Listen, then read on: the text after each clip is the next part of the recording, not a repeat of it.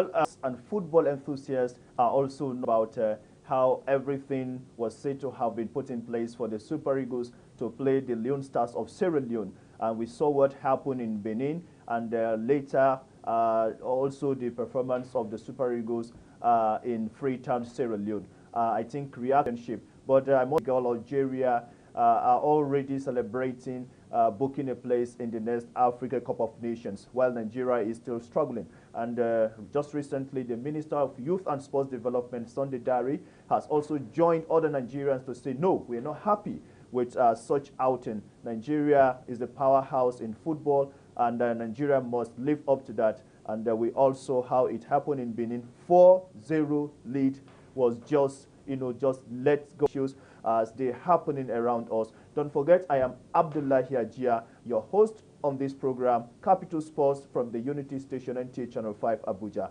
Please fasten your belt, stay with us. We'll go on a short break, and when we come back, we'll reel out some of these issues and probably join later by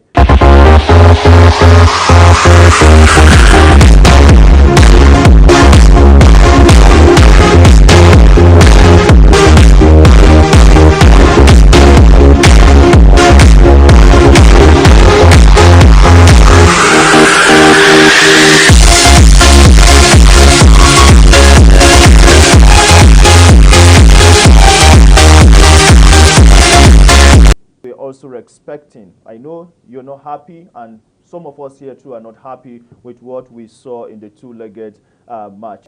With the Sports Tidbits, as usual, let's see what he has for us today on Sports Tidbits.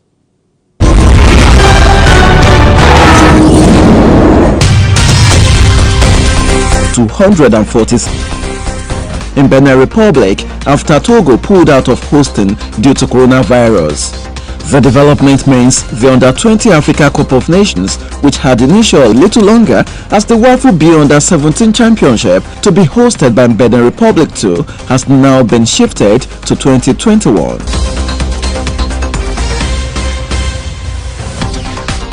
To play a goalless draw, Dari, who apologized to Nigeria, it underwent in Rome, however, did not set an expected return date, but revealed that he has already begun physiotherapy and will be reassessed on a daily basis. Osimhen got injured while on international duty with the Super Eagles against Sierra Leone last Friday.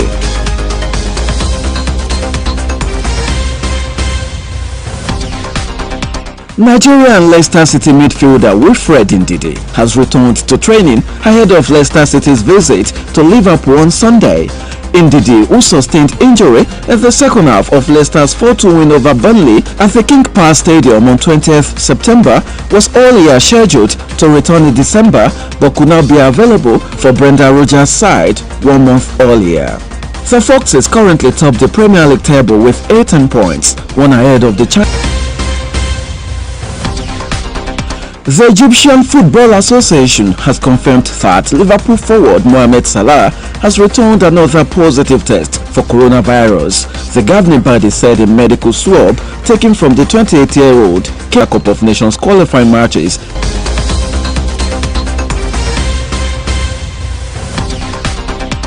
Romelu Lukaku scored twice as Belgium beat Denmark 4-2 on Wednesday to 2-0. The duo join world champions France and Spain, who already booked their place in the finals. Netherlands, Poland, Denmark, England, Portugal, Croatia and Germany remain in Ligue A, with Austria, Czech Republic, Hungary and Wales gaining promotion from League B.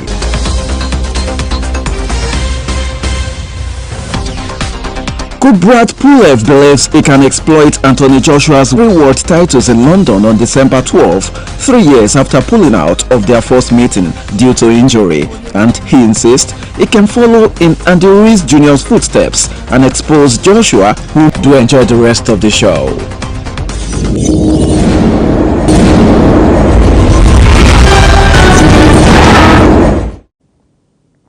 Well, what else to say if Badi Adele has been able to put all these together for us? Well, we'll just try and be able to make one or two analyses and see what we'll be able to do within the short time we have here in the studio. And at this juncture, I will also let you know that it's not done yet. Bade is still here with me, so that together we'll be able to look at some of this issue. Bade Adele, thank you very much for showing your face whilst it be together. Thank you for joining us. It's always beautiful to be here, Abdullahi. You look good. Thank you. You too. All right. Our performances, let's say the Benin and then the Freetown performance, what will you make out of that? I think for the first time in Nigeria, well, I think everything, everything about that match was wrong. From the attitude of the players to the coaching staff to everything totally wrong. We saw videos of, the coach not even willing to talk to NTA. I didn't really even like that because he just lost. You cannot ignore Nigerians. You need to talk. Even if that, you just say, if you're just going to say, do that, the NFF president came and was scolding the players. What we see the FA chairman going into the dressing room to be scolding the players? Is that what we're going to, what is that going to, there's so many things wrong about it. From the build-up, I was telling somebody last weekend that players cannot stroll into the camp on Thursday when you're playing on Friday and you're saying everything is right. You know that the conditions are totally different. Okay. It was our technical lapses that just came out that day, and we saw it. It was too evident. Okay, but I am not a coach, but I know in the coaching parlance there is this the issue of saying tactics in African, coaching. Like Havrina, he wouldn't have done that. 4-0 or 4-1. I don't think that match will end up 4-4. I think we lost it to that. But let us not open too many, old wounds. I think the employers of Ganotro know what to do. Nigerians are not happy, and I've seen reactions across board. But now let's spend our energy talking about the WAFU Under-20 Championship. They are hosting rights due to the issue of corona. Give it to Benin Republic. A small country in West Africa. Getting to shoulder all these things. Now they're going to, pull out of the hosting. But it's good for Benin Republic knowing that in case they do not qualify as host, just like Cameroon for AFCON, maybe it's the final 25-man squad or all that. But now he has like more than a month to look at the players, study them, remember that some will still be coming into the fold, some will be going. And we saw that beautiful match that a repeat of what happened the last time. Remember, Abdullahi, we're playing Cote d'Ivoire and Ghana. Perennial rivals that we know them very well. So those countries too, they have a very, they have formidable teams. So we cannot, all right. underrate Quickly, them. Before we go to other issues, I'm tempted to ask, but it's been long time Nigeria to host African championships like that. If the federal government cannot give their backing 100%, I'm sorry, all the federations we have in Nigeria, hardly would you find federation fully to sport. Super Eagles game, it was last minute that we had journalists into the stadium. So no fans were still battling to see how we can do the National Sports Festival that will be starting PTF. And once the PTF is not giving their nod, from the ministry to the federal government, the presidency, when the funds are not there, the NFF. Parts of the squad that played against Sierra Leone in Benin. And we just learned that it has been confirmed by his club that he has sustained a shoulder dislocation. That's a bad one for them. Well, very bad, because this man just joined that team from Lille, and he's very lucky to meet a coach who really believes in him. Straight into the new boy in need. Therapy that we're going to see what's up. If he's responding to treatment, it's just a dislocation. It doesn't require any injury. It's just normal therapy. So let's see what comes out of that. But it's bad for him because by now to play over the weekend. And in Europe, you don't play 2-3 games. Somebody has already, snapped your shirt. So, but we do not believe it's going to happen to our very own, Osimhen. He's very good. The coach believes in him. But we pray that and hope that he recovers in no distant time and come back and do what he knows how to do better, scoring goals for both club and country. And similarly, the cheering story for us, Wilfred Ndidi, we've missed him a lot, you agree with me, in the Super Eagles. And now he's resuming training, probably to be strong again to fit into the midfield of both Leicester and the Super Eagles? Obviously, Abdullah, indeed, the missing in Benin, and of course, Freetown really exposed, Gernot Rohr's men, the Super Eagles. We saw what really happened before, and he's done so well. And we don't even have somebody who can stand in, who can just, have like 50% of what he does in Super Eagles, and of course, Leicester City. So this man being away, remember, before he got injured, he was playing as a centre back for Leicester City because they had like 2 players injured at that time. So it's not just a player that plays his normal position. He can also play other positions. He's an utility player. So knowing that this player cannot be out for a long time, is back in training. So like 2-3 weeks or even less, we could have him back on the, and he's still young. He's really young. When I mean young, Wilfred Ndidi has carved a niche for himself. That is how to be good in whatever you're doing. And I think he's among the top 5 in Europe. And this guy in several ratings joined the top 5.